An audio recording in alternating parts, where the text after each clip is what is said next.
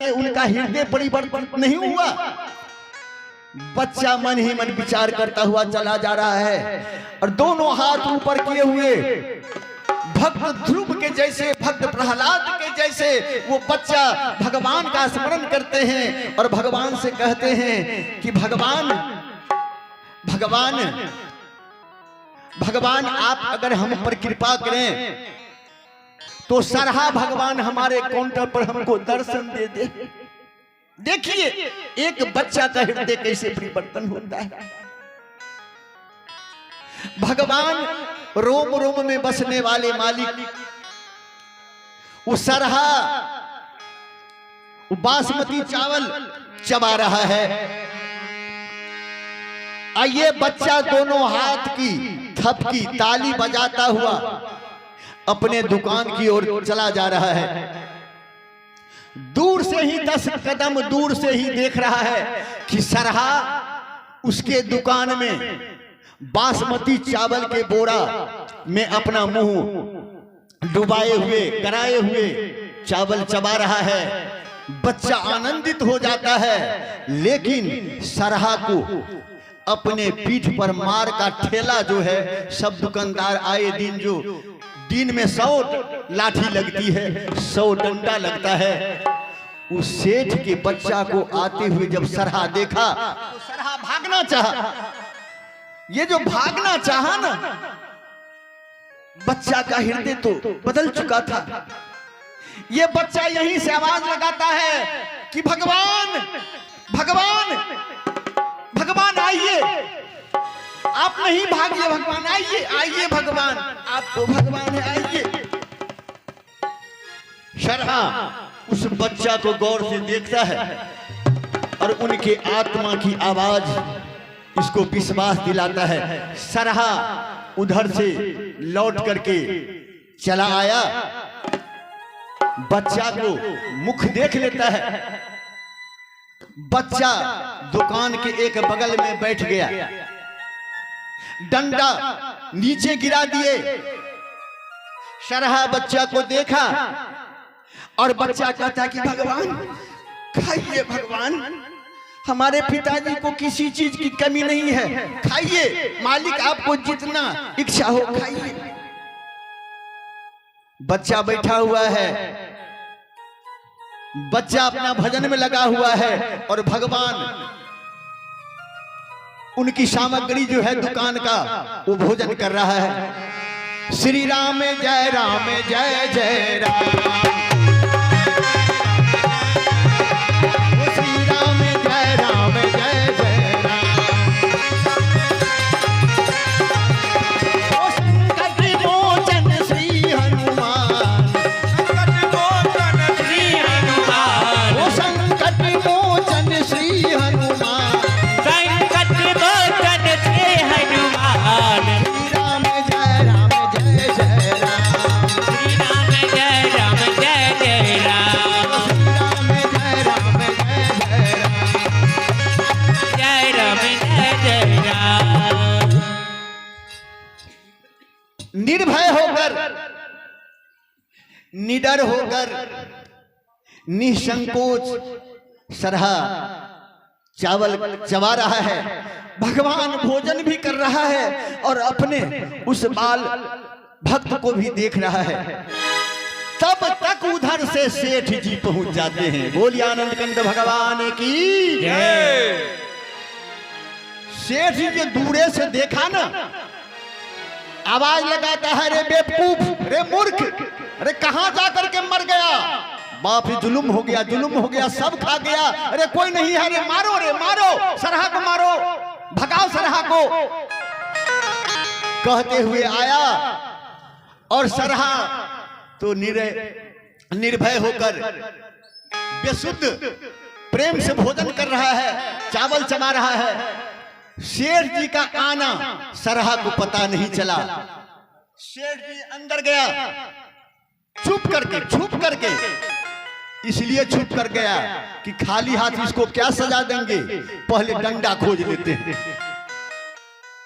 लाठी देखा काउंटर से गिरा हुआ है, जो ही काउंटर में प्रवेश किया लाठी उठाया, सरहा को एक लाठी जब मारा ना, तो काउंटर के बगल में जो सेठ जी का बेटा बैठा हुआ था, सेठ जी सरहा को मारा। सेठ जी का बेटा कहता है कि भगवान,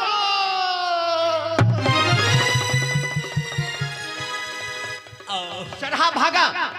सेठ जी दबार करके दूसरा डंडा मारा, कहा कि राम। सरहा तो भाग गया और बेटा जो है पीठ को सहला रहा है, थर थर कांप रही है शरीर, आंख से आंसू बह रहा है। शेर जी उधर से आया, कान पकड़ के सीधे चट्टा नाटक करता है।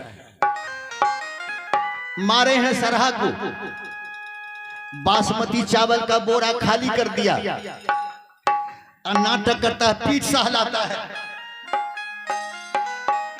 जब बेटा को गौर से देखता है तो देख रहा है उस बच्चा के दोनों आंख से आंसू बह रहा है और कमीज जो है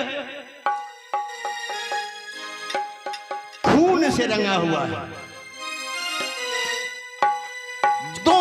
दो डंडा जो मारा था उस सरहा को, बच्चा के पीठ पर दोनों डंडा वैसे ही दो दाल फेंका हुआ।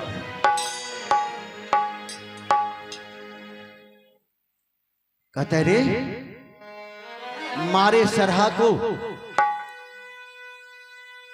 तुमको ये क्या हो गया?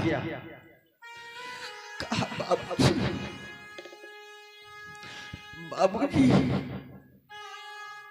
जब हम आपको बुलाने गए थे,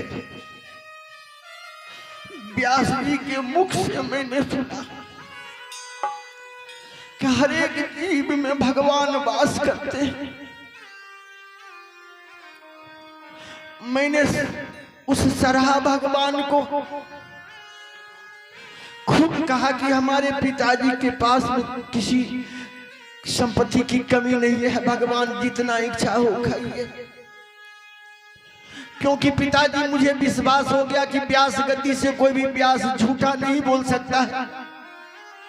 संसार के हर एक जीव में भगवान वास करते हैं। मैंने उस सरहा भगवान को भोजन करवाए और आप हैं जो आप मेरे भगवान को मारे। आपने मेरे भगवान के पीठ में मारा और उस डंडा की चोट मेरे पीठ पर ये उखड़ गया है। कहा कि चट्टा, तुम्हारे जैसा नालायक पुत्र से बिना बेटा ही सही, नौह करके एक एक पैसा जमा करके इतनी बड़ी संपत्ति बनाया है। सेठ नहीं महासेठ कहलाया है। और तुम्हारे जैसा दाता दानी अगर बनाना संतान, तो मेरा अर्जित किया हुआ सब संपत्ति ऐसे ही पानी में बहा देगा। भागता है हमारे घर से या नहीं? भागो, नहीं चाहिए तुम्हारे जैसा बेटा।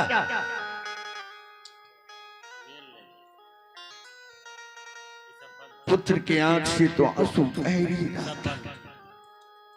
वो भगवान के लिए तो रो ही रहे थे। चोट के कारण, भगवान के प्रेम के कारण, भक्ति के कारण। और पिताजी जब कहा कि तुम भागो, तुम्हारे जैसा बेटा नहीं चाहिए मुझे, ऐसे बेटा से निपुत्र रहना भला है। वो बेटा अपने पिताजी के सामने उनका दिया हुआ कमीज कुर्ता सब खोल करके रख देता है और वो हाफ पैंट जो पहने हुआ है 10 वर्ष का बच्चा, कहा कि पिताजी आपकी संपत्ति आपको ही मुबारक हो, मुझे नहीं चाहिए ऐसी संपत्ति। जो संपत्ति के घमंड में अंधा होकर भगवान को भी नहीं पहचान पाया, ऐसा पिताजी मुझे नहीं चाहिए। अगर आप कहते हैं ऐसा बेटा नहीं चाहिए, तो मुझे भी ऐसा बाप नहीं चाहिए जो भगवान, भक्त और इंसान में भेद नहीं पाता है। जा रहा हूं मैं। मां भरपा जाकर पकड़ा, बेटा कहाँ? कहा कि मैं अब यहाँ नहीं रहूंगी माँ, नहीं रहूंगा माँ, क्योंकि पिताजी ने मुझे मारा है। पिताजी निष्ठुर है, निर्दयी है, इन्हें केवल धन चाहिए और कुछ नहीं चाहिए। माता पिता देखते रहा और वो बच्चा लंगोटी पहन करके भक्त ध्रुव की तरह, भक्त प्रहलाद की तरह भगवान के भजन और भगवान के दर्शन के लिए वो गांव, वो घर, वो परिवार छोड़ करके चला जाता है। इसलिए बाबूजी मैंने कहा कि सत्संग, क्योंकि कहा गया है कि बिना सत्संग का ज्ञान नहीं होता है। और सत्संग में बैठ करके सत्संग का एक शब्द अगर आप श्रवण करते हुए अपने जीवन में उतार लेते हैं तो आपका संपूर्ण जीवन बदल जाएगा। बोलिए भक्त भगवान की हो।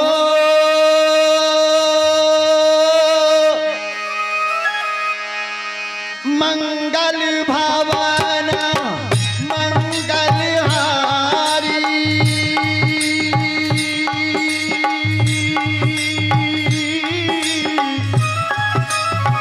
द्रवहु सुदशरथ अजीर बिहारी।